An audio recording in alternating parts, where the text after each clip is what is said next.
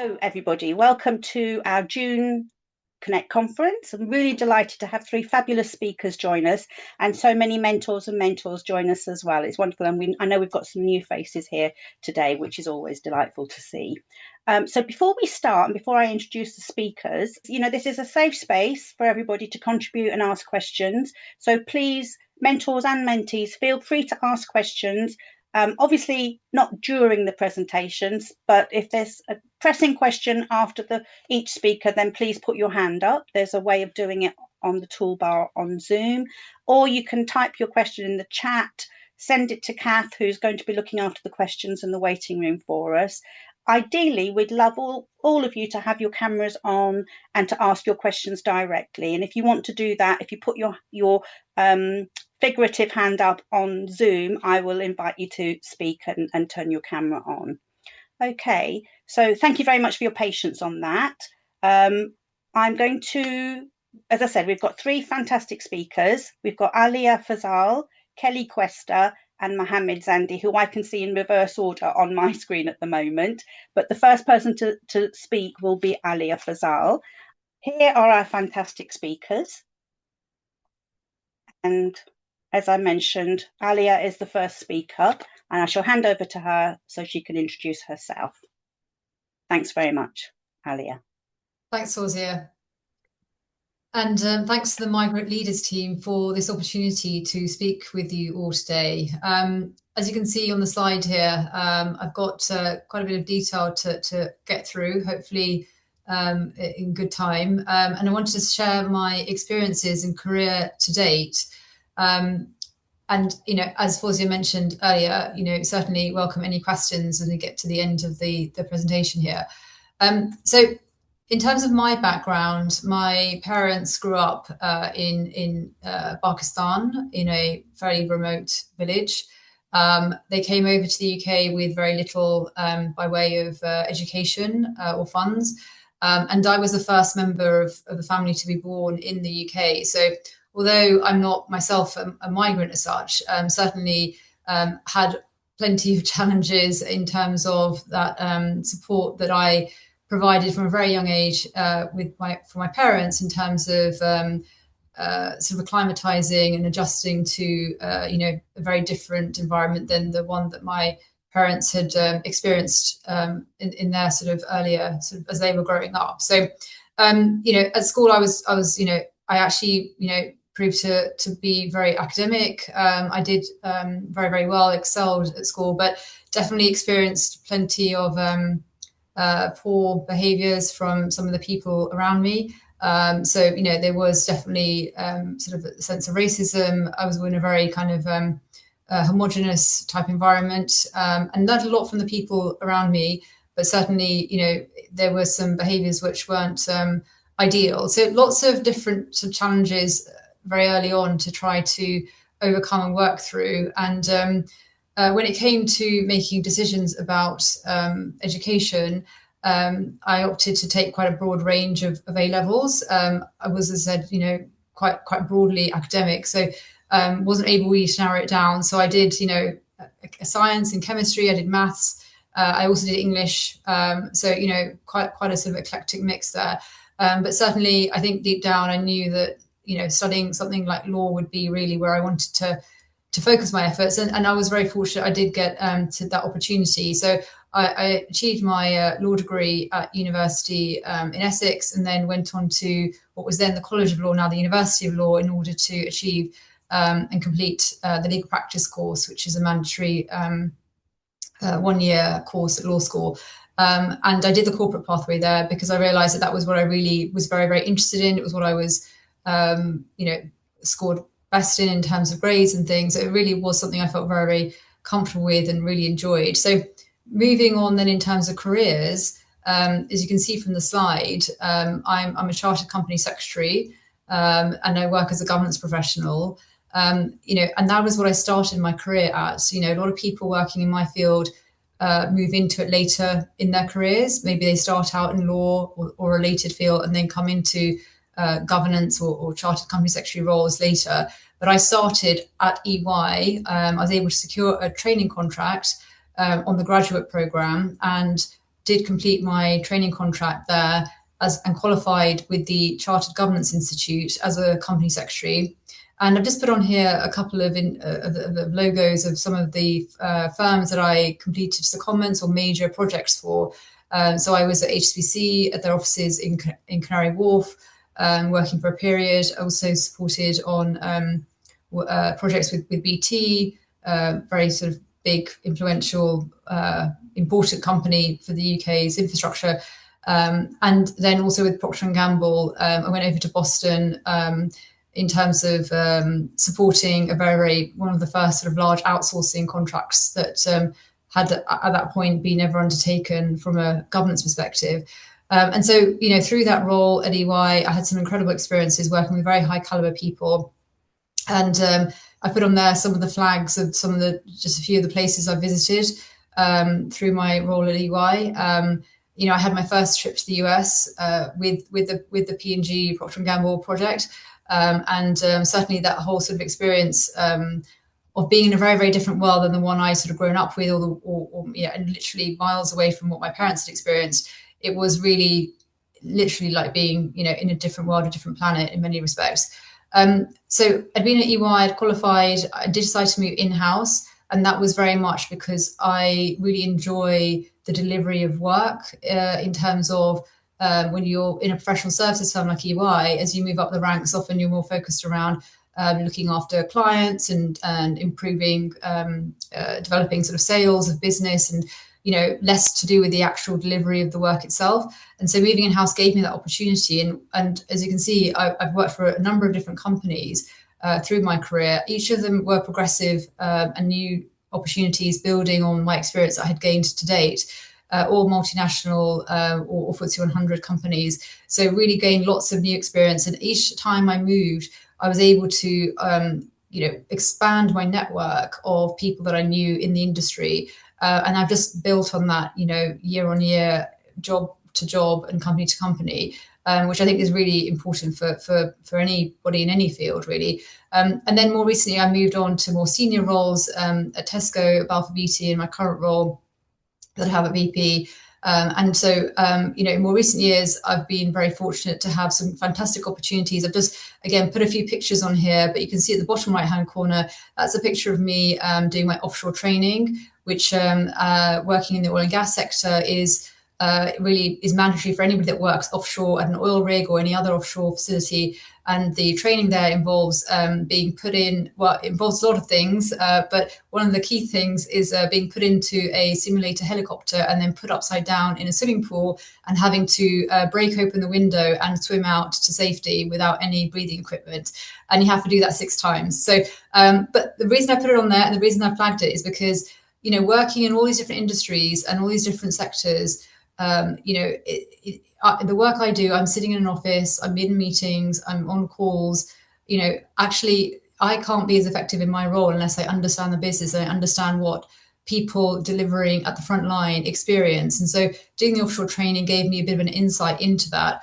Similarly, over the years, I've done many other things relating to the different roles at Whitbread, which owns the Costa Coffee brand, visited and toured the Costa roastery where all of the beans are roasted, and been to various building sites when I was at Balfour Beatty. So lots of different things like that. And I've also, through the experience I've gained, been very lucky to be invited to speak at various events, both in the UK and internationally. And again, just put a couple of pictures on there as well. And then I've been able to secure some awards as well.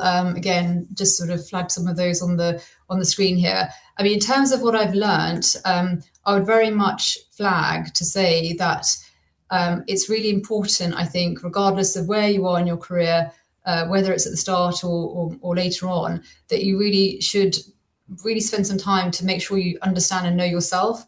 And what I mean by that is to understand and identify your personal values and use those as an anchor for whatever challenges or difficulties or opportunities and positive moments that you might find yourself. Having that anchor of understanding who you are and what your values are, what you stand for, will really help you in any situation and help to support your authenticity and therefore your ability to build really meaningful relationships. I think also I put on there on the screen about running your own race. And what I mean by that is the fact that you should use other people's achievements as inspiration to pursue and to increase your ambition and to try to achieve maybe what they've achieved, or for that to take you in a particular direction. Do not use it, I would say, for comparison. I think that that's a real killer. If you're comparing yourself to other people, don't be too rigid in your thinking oh, somebody else has achieved this. Be ready to make the most of the opportunities that come your way, even if you weren't expecting them, and really compare yourself to where you were rather than other people. I've also put on here meerkat, eagle, chameleon, and you might think, what on earth does that relate to? But I think in terms of meerkat, I would say that channeling your inner meerkat is important, because if you keep your head down and you work really, really, really, really hard and hope that one day somebody's going to notice you, then you're probably not going to get very far in life. Being a meerkat is about keeping your head up, looking around, seeing what's around you, building relationships with people around you that might not be the people that you're in your immediate sphere that you're working with. So I think that's really important. But then also, you do have to be an eagle, laser focused. An eagle soars high up in the sky, and they're looking down for their prey, laser focus on that prey. They'll dive down some distance down to get that prey. You've got to have an ability to be focused on the things that you are working on at that point in time, rather than flip-flopping around too much and getting distracted. And then also a chameleon, I think also, especially given the background that I've had, and that I know many people on the call today have had, in some variation, being a chameleon is about being able to adapt and fit in to the environment around you. But if you've got the values as your anchor, you won't lose a sense of identity and sense of who you are and what you stand for. So being a chameleon, being adaptable and being able to blend into different environments, different people you may meet, different people you need to work with, and building those authentic relationships whilst being true to yourself is really important. Otherwise, again, you are at some point going to find yourself in an unsustainable situation. And then just quickly, because I know we're sort of short on time, I've just put on there, learn to truly value feedback. I think the biggest accelerator for anybody's career is to be able to take feedback and to gain the value of it.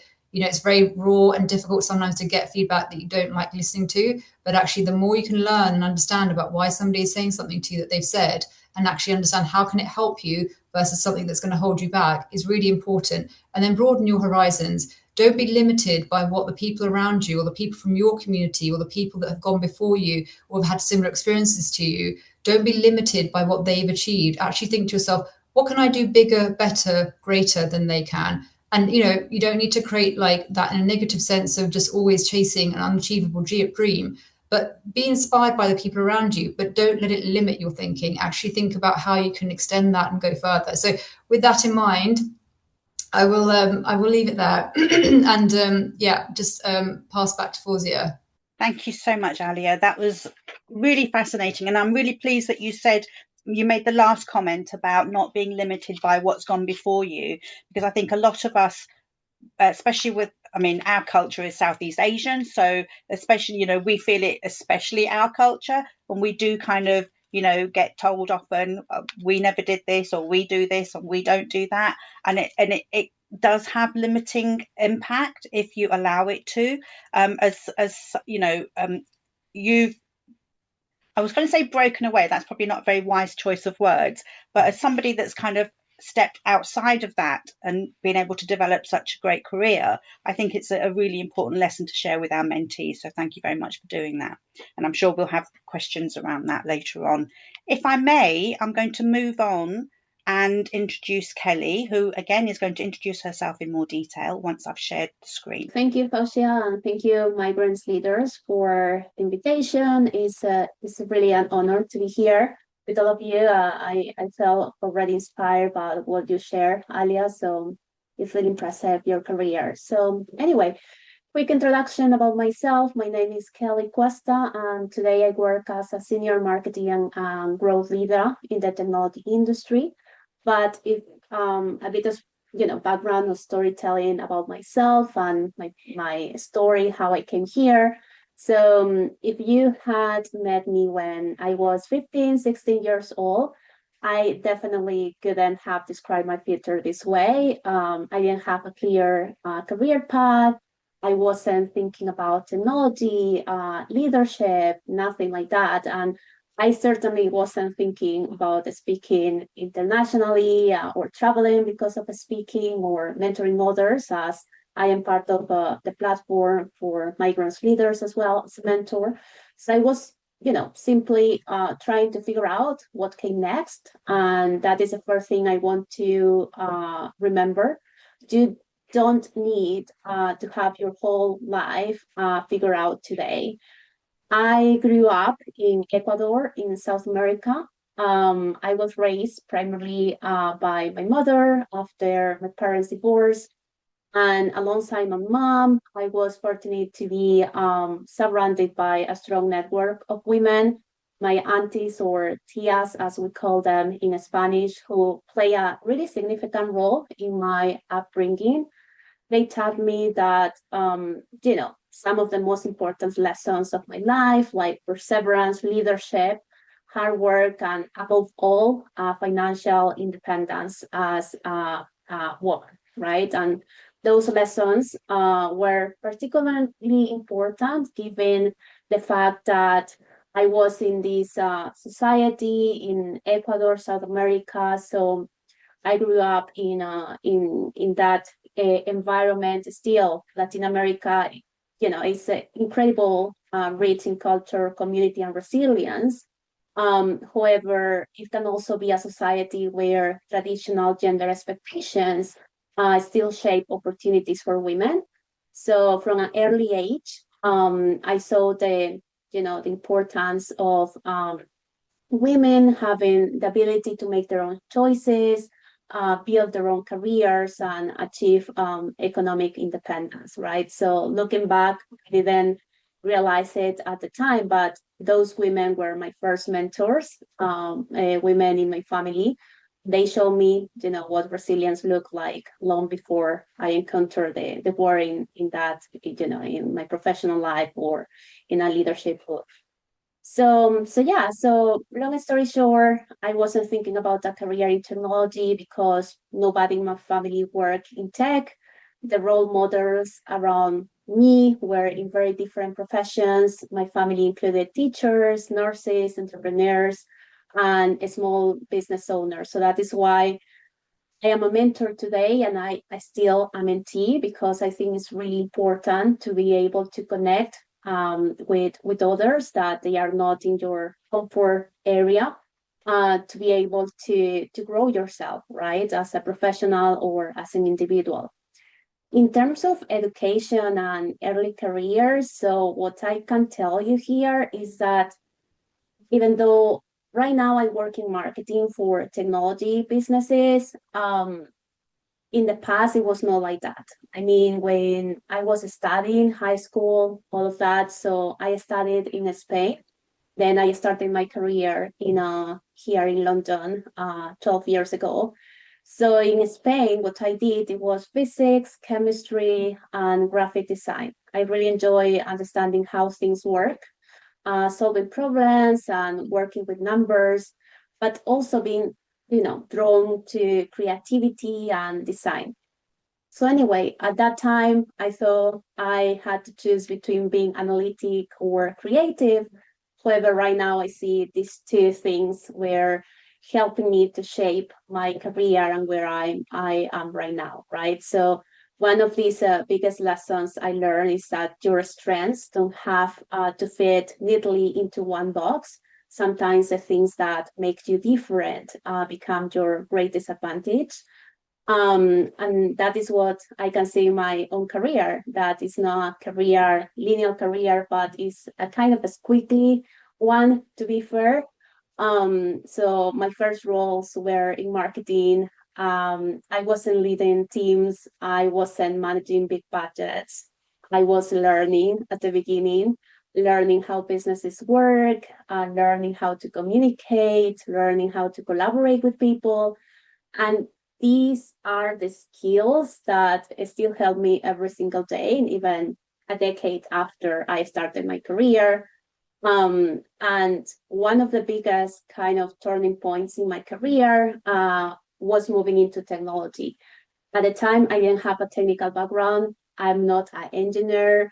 I don't know how to code. Back then, we didn't have platforms like Vibe Coding to help us to build, MVP app or even a website in just a few days or even in hours. However, I did my research. I started working with marketing agencies, and then I moved to multinational businesses in marketing, right? And this is to share that it doesn't matter where you start. What is important that you are able to enjoy learning and never giving up when you feel things are getting hard, like, oh, I don't know how to do this. You learn by doing, as they say, but also, connecting with others, like here during this event or other opportunities that you have to connect with others. So in terms of in terms of communities, I was feeling kind of like a bit of lonely where I started my career in technology because there were no people like myself. I didn't see people in senior leadership roles that they were female or coming from a diverse ethnicity or race background. And that is why I started a community in Spain when I started my career over there. It's called Latinas in Tech Spain, and it's focused on helping women in technology to accelerate their career progression, like networking, mentoring, and different workshops to upskill. So that was another way that I was able to connect with others by a community. And that is how I have been able to progress in my career as well, working for different multinational organizations. If I could go back and speak to my younger self, these are the 5 things I could say. And just to wrap up my quick introduction, so it could be stay curious. You don't need all the answers. Build skills, not just a CV. Communication, adaptability, and resilience will always matter. Build your network before you need it. Relationships are one of the best investments you can make. Don't be afraid to start before you feel ready. And last but not least, your career doesn't have to look like anyone else. Comparison is one of the fastest ways to lose confidence, and as human beings we tend to do that. However, every person in this room has a different journey ahead. So yeah, that is about me, my career, and I hope that you feel some kind of inspiration with this. And I'm always keen to have conversations with you guys, either mentors, mentees, so happy to connect. Thank you. Thank you so much, Kelly. That was really fascinating and really interesting to know about your early life and how women, your mother, your tias were so influential in helping you develop the skills that you still use now in your life and in your career. So bigging up for the mums and the aunties, very important. Thank you very much for that. And also interesting that some of what you're saying in terms of building skills, not comparing yourself to others, and your career being a marathon, not a sprint, echoes some of what Alia said earlier. So nice to have that consistency from both of you. Thank you so much. We will definitely, I'm sure, have questions for you later on. Whilst we're waiting for more questions, I'm sure Kath is looking after that. We shall hand over to Mohammed.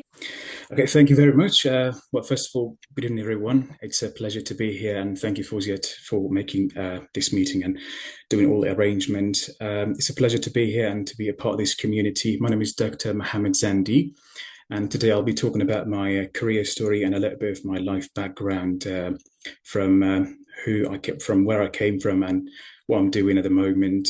So let's get started. I was born in a Kurdish family. And for those of you who don't know about Kurdish people, please do search them online. You will find them great people with incredible history, wonderful culture, and something that we are particularly proud of is our stylish sort of dancing style, as you can tell from the figure that I've got in here. Unfortunately, because I'd say from early life, I didn't have the privileges of having my parents in my life. I ended up being raised by my grandparents, which there is no complaint because I believe later I realized that that was one of the best things that ever happened to me. And because of the lack of resource and the unavoidable poverty that we were facing at that time, for me particularly, education wasn't the only way forward. It was the only way out of that poverty. So, but before I get too serious with that, I want to mention that I also had a different dream, entirely different, I'd say. I played football for 5 years. And oftentimes I wonder if things went a bit slightly different from the things that happened to me. I reckon you would be seeing me playing in Premier League, perhaps for Aston Villa instead. So yeah, engineering is actually plan B for me. So during my education for my bachelor's and my master's, I managed to graduate as summa cum laude with highest rank. And in 2021, I took a leap of faith and made the biggest decisions of my life to undertake a PhD. And basically, it was really hard to do that because I had to say goodbye to my hometown and my families, my friends, and everything I knew back there. And for people like us from those particular countries, it's not really easy because I vividly remember the day that I took the flight, knowing that perhaps this might be the last day that I'm actually seeing my loved ones. And it wasn't really easy, to be fair. But deep down, I knew that it was going to be for greater purposes. So I'm really grateful that in March 2021, I got the PhD opportunity from Nottingham University, Malaysia branch. And something that I was really grateful for was I got the full scholarship during my PhD. And I'm saying this because it would have been really hard otherwise if I didn't have that financial support from the university. And my PhD actually coincided with the COVID time. And despite all the horrific thing that we faced during that period, one of the great things that happened to me was because obviously it was complete lockdown. There was pretty much nothing to do. So I had to kind of get my head down and do my research. And that was probably one of the reasons that I finished my PhD in 2 years. And during that period, I managed to publish multiple papers in highly ranked, highly reputable journals. And apart from that, I received multiple awards. One of them was actually Postgraduate Showcase Award. And I want to highlight something here. As soon as I stepped into University of Nottingham, I kind of tend to build this sense of realization that the seat that I've got in this university is something that most people actually dream of. I think I was slightly lucky enough to be that in that place. So I made I promised myself I'm not going to take this opportunity and take them for granted, basically. So I used all the resources I was surrounded by to basically do a great job and leave no stone unturned. And towards the back end of my PhD, I decided to apply for jobs across the world. And I think the next best thing that happened to me was I actually got a KTB associate position at University of Birmingham, UK. And I'm saying this because I've always had this dream of coming to the UK and seeing London, the Tower Bridge, the London Eye, and so on and so forth. And I think it kind of traces back to the series named Sherlock Holmes. I believe you've all seen that. It kind of made me fall in love with this country. So I'm really grateful that in 2023 March, I embarked upon a different journey and joined University of Nottingham, University of Birmingham, in collaboration with NSP. And I need to kind of clarify something in here. My position as a KTB associate, it stands for Knowledge Transfer Partnership, which means you basically work in university, but you are also employed by a company to resolve some sort of industrial problem that they are facing. So during my enrollment in NSP, I was actually the lead CFD engineer working on the fire and smoke. And when I say that, people normally say, okay, fire and smoke, that's a bit interesting. So are you the person who starts the fire or pretty much stops it? So I could tell you, we people as fire engineers, we try our best to, first of all, avoid fires from happening. And if do so, we try to come up with solutions and proposals to kind of confine it to a particular space to have the minimum structural and obviously human casualties. And in NSP, actually won the High Performance Club Award. That award was particularly important to me because it was a collective nomination of the high performing, high integrity with a lot of criteria staff within the company. I'm grateful that I won that. And apart from that, I led a variety of engineering projects worth over 65K within the span of 2 years. And although I think there's a bit of a problem with the lines in here, the last one is actually about developing a revolutionary neural network algorithm for car parks. In a very simple sense, what we did is if you come from an engineering background, if you want to design the ventilation systems, the fans, the car bays, the columns, and everything for car parks, you have to basically do it manually. Either the design engineer or the fire engineer have to pretty much sit down and come up with the best solution. Whereas we developed something, an AI algorithm, that actually basically, without any human intervention, defines the most optimum configurations for car parks for you. And that was pretty much impressive for us, because we were able to publicize that. Actually, we published 2 papers just last year on that research. And after that time, I wanted to do something a bit bigger, and I wanted to kind of expose myself to something a bit more challenging, and really truly make myself to come out of this comfort zone, because otherwise you can't actually progress. And that was the reason that I applied for another job in Calvert-Sweden to basically pursue my seniority over there. And I'm currently enrolled at Calvert-Sweden, leading the engineering research. And what we do basically, in a very simple sense, if I want to summarize it, is we make strategies to avoid fire. Now, I've got 2 videos. Fuzia, if you please oblige me to kind of play them simultaneously so I could go through what we're doing.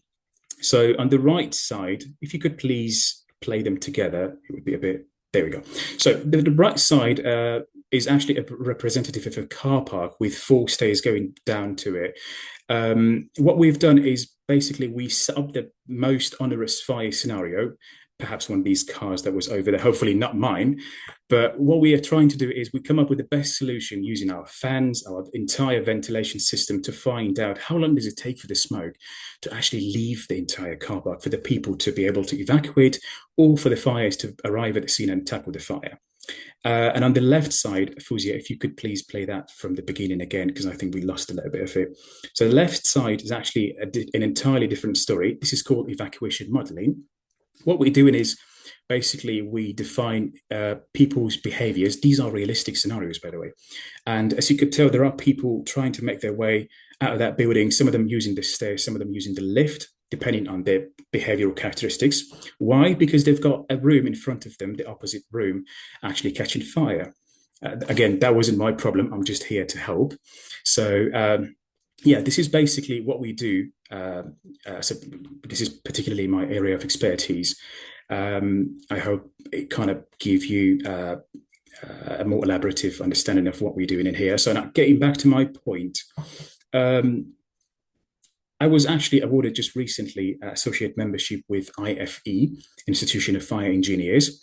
Now, I want to explain something in here. After Grenfell, I'm sure you've all heard about the tragedy that happened in 2017 with nearly 72 people actually passing on, including women and children and firefighters. There was actually a national sort of movement to take the competency of the fire engineers slightly more serious. And that's why IFE came up with this sort of membership ideology and made it a lot more, I say, harder to get into it and get associate or full membership with them. But having been awarded the associate membership with IFE pretty much guaranteed back to me that I'm on the right path, and at least I know that I've got the right competency to do these sort of jobs. And apart from that, I was also awarded with IET membership. And at this stage of my life, I think I've been through enough challenges and different journeys to be able to basically be a good mentor for the people who share the basics, to share the same interest, or have got some sort of like a massive ambition for themselves to do something great in their life, in a way that if they look at themselves in a 10 years time, they could tell, fair play to you, you've done a great job, I'm proud of myself. And that's why I joined Migrant Leaders, because I think it's a wide community and quite diverse with a lot of people. Hopefully I could be any sort of help towards these great, ambitious people in their life journey and as well as their career journey. And if I want to leave you, I want to leave you with a couple of words that has been stuck with me ever since I remember. And it goes to say, man's reach exceeds his imagination, which means basically if you put a lot of hard work, resilience, and perseverance, and just believing in yourself, and obviously the blessings you get from your Lord, good thing will come around. It's just waiting around the corner. You just have to be patient enough, believing in yourself. And I think Aliyah pretty much covered most of the things I was about to say in terms of what I've learned throughout this journey. But again, thank you for your time. And this is all about me. Hopefully it was helpful for you. Passing back to Fauzia. Thank you. Thank you so much, Mohammed. Really fascinating to hear about your journey from Kurdistan, which was relatively recent, wasn't it? Yes, 2021. Yeah, and equally fascinating to me is the fact that I can pick up Brummy accent in your It's a voice. long story, Fauzia, but yeah. Yeah, I've been in the UK for nearly 3 years now. I've never been here before, but yeah, it's a pleasure to be here anyways. Great stuff, and you sound like a local Brummy already. So well done, well done. Yeah, thank While you. we're speaking, I'm going to run through. I'm going to just, as I promised, I would just, if I can, just keep these slides on our screens for a little bit longer, just so that the extra information that we wrote, all four of us, is there for anybody to read during the recording. So there is information about Alia and Kelly, and here is some more information about Mohammed. So please feel free to revisit the videos if you would like to get more information about our wonderful speakers. Thank you very much, all three of you. Really fascinating presentations about a variety of careers, really different careers from all of you, but wonderful to know that there are some common threads coming through there in terms of sticking to your values, understanding yourself, and learning from the opportunities that you have to be able to make the progress in your career that you want to make. So that's wonderful from all of you. So I am just going to open up the chat and see if we have any questions there. Please, mentees, please do ask questions if you want to. I've had a couple that have come into me, so just reading those. I wanted to ask Alia, actually, if I may, what inspired you then to pursue a career in, is describing it as corporate governance appropriate? Because as you mentioned, it's I'm familiar with company secretaries, having in my previous jobs, but they've always been people that have started those roles later in life and never really come across a person that started their career in that area early on. So I'm really interested to know what drew you to that. Yeah, absolutely. I mean, I would say I'm not completely unique. There are a few of us around in terms of having chosen the career at the outset. But it's one of those careers that's not very well understood, to just say at the outset. So people aren't seeking it out. But also the opportunities that there aren't enough opportunities. They are few and far between. So again, I mean, the competition is high, and even higher now than it was when I started out many years ago. But in terms of what drew me to it, when I was studying law, I didn't get into this, but I actually went into law because I was really passionate about human rights and about sort of, using the law to help people. And, that was really important to me. And it's still important to me, but I realized that I just intellectually found corporate law far more interesting and easier, and just I got on with it. I was better at it. My grades were stronger, and so that was the area that really interested me in terms of corporate law.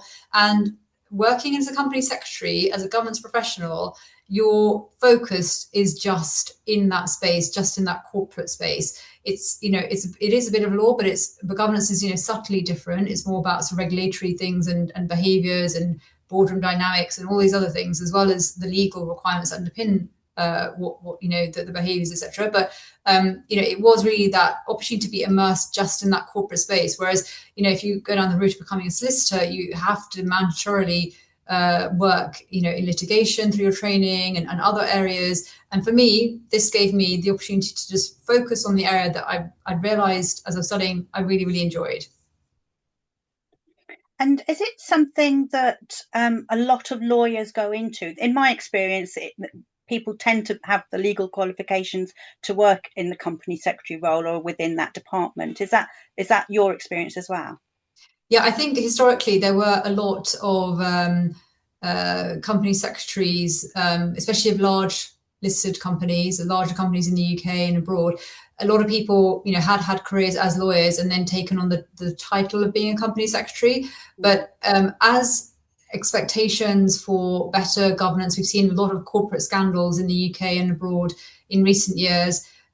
as those have developed, as those have unfolded, and then regulations developed in order to try to improve the way that decisions are made, improve the sort of ethics and integrity with which companies operate, governance has really become a core element of that. And so there has been more of a trend to, the role has got bigger and more complex, focus just on governance. So actually that legal role and that governance role in many companies has split apart, whereas, a generation ago, you would often see those roles combined, or that people that, as I said, had a long legal career kind of moving into the government space as they've kind of, got to sort of the later stages of their career. But now, certainly, it's very much, a standalone career. It's something which, is better understood, but still not as well understood as we would like to. But we are, they're always supporting our directors and our organisations to do their best and to do it in the right way.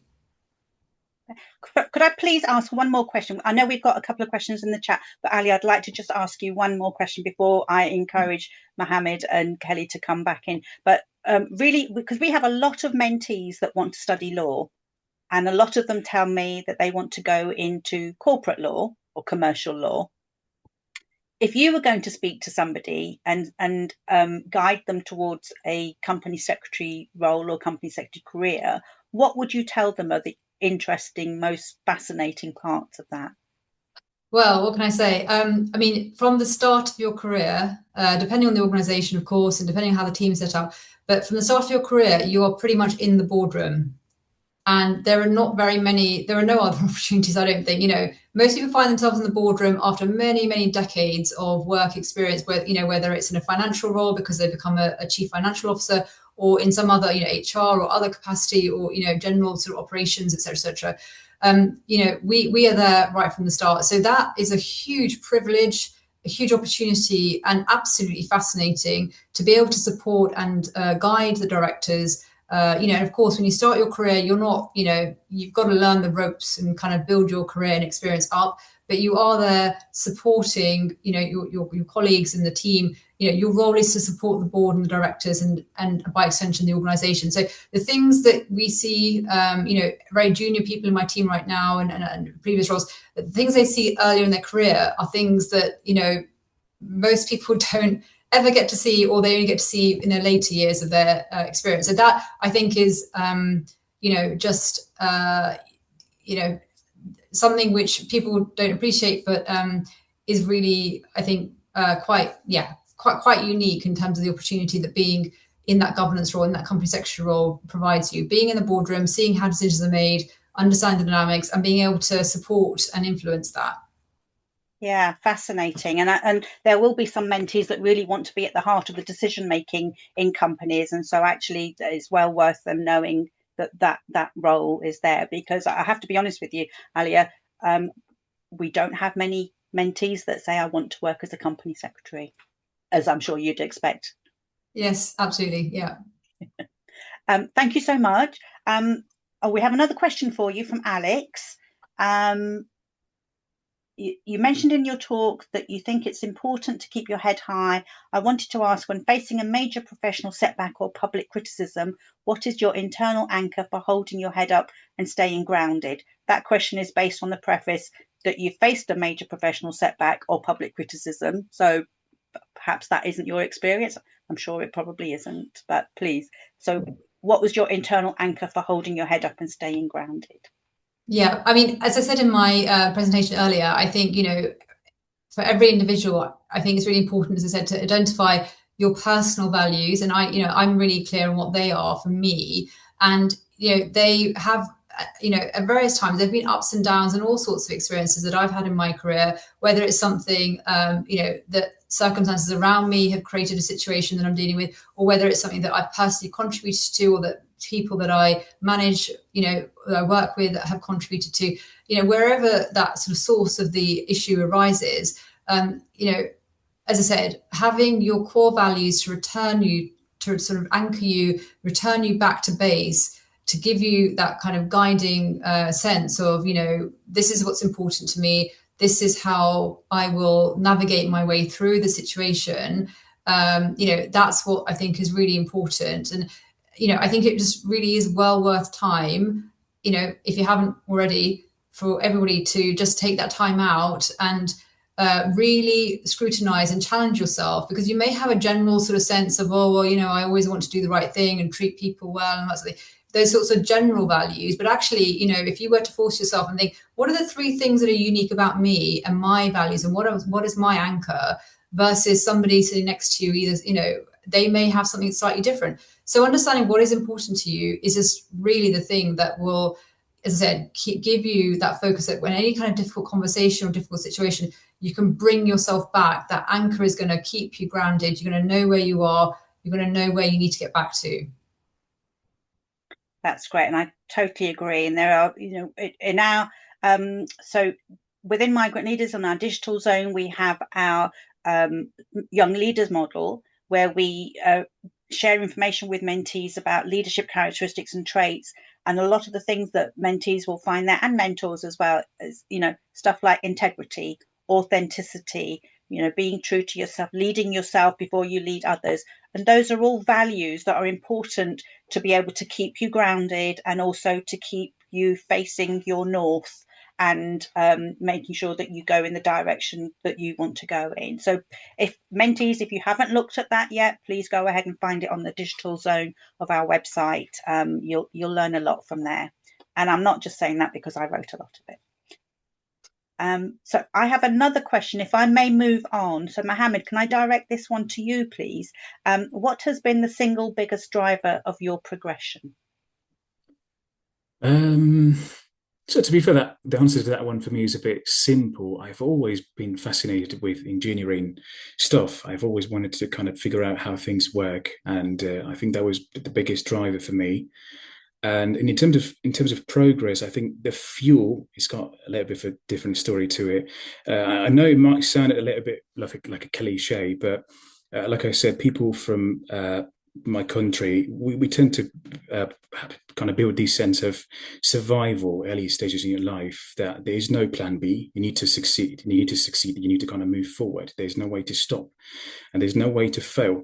I know it sounds slightly a bit scary to your ears, but to be honest, it's really great, because it kind of pretty much pushes you forward, and you can't just stop somewhere. So I think, that was the reason that it got me here, basically. Mohammed, thank you very much for that. Your response, that's really helpful. To expand a little bit, Kelly, could I ask you, I know you've put something in the chat about your biggest driver. Would you be able to expand on that, please? Yes, of course. So something that happened to me early in my career, and still, I think, when I was 3 years in my career, starting that in, kind of entry level, I guess, I felt like progression came from doing more. And something that, some of the mentors share as well, is that you want to get exposure, you want to get visibility, and sometimes you say yes to everything, even volunteer opportunities. However, something I learned by heart is that you have to be strategic, right? And thinking about why you say yes to opportunities, have that open mind about learning new things, trying new things. You can volunteer for opportunities. However, you have to be crystal clear about why you are getting that volunteer opportunity, why you are saying yes. Because if you say yes to something, you are saying no to other things. And I think that is quite important to manage our time. If we want to, have that stakeholder management, we have to learn how to manage our own time. And today, I know that if I want career progression, so it's not about saying yes to everything. It's about being intentional. It's about thinking through where I'm investing my time, my energy, and my talent at the end of the day.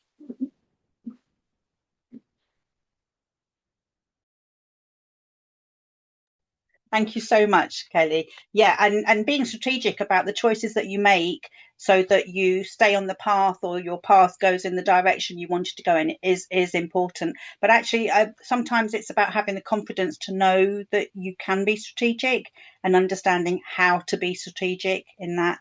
So really taking a step back from things and thinking carefully about the pros, the cons, the alternatives, the risks, and what if you do nothing, is a way to think about. So we've got some more questions coming in. Alex, you've got another question. Thank you very much for asking it. Would you like to ask that question yourself? Please feel free to unmute yourself if you're happy to do that. Yeah, just one question for Dr. Mohammed. Scroll down, sorry. What is one piece of advice you wish someone had given you when you were just starting out? So thinking back, I think things would have been a lot better if I started this journey slightly a bit sooner, to be fair, because like I said in my slides, I was slightly involved with something that I knew that it wasn't going to be something great coming out of it, for the football thing that I mentioned, because pretty much within that area, it's not really, I'd say, covered. It's not, I would say, properly supported by the government and so on and so forth. So I think if someone had told me that, you know what, just leave this thing be for the future, for now, just focus on your studies to get things done. And perhaps if I could apply abroad for my master's, it would have been a lot better. I came out from our PhD. So I think in comparison to some other colleagues that I've got in here, or some of my friends who came out slightly earlier, you can tell that there's a bit of a gap, to be fair, which I tried to pretty much cover it down the road. But again, I think that could have been a lot better if I knew that I need to start this journey slightly a bit sooner. The sooner the better that you come out of this comfort zone. I hope that helps. Does that help, Alex? Yeah, thank you. I appreciate the answer. It's nice to see that focusing a lot on what you want to do pays off a lot, as you say, in the future, and as we can see. It has to be fair. There's no way, because humankind is like a machine. If you put a machine doing the same thing like over and over, it figures it out finally. So yeah, but at the same time, there's a lot of other factors going into these, I'd say, brackets, success.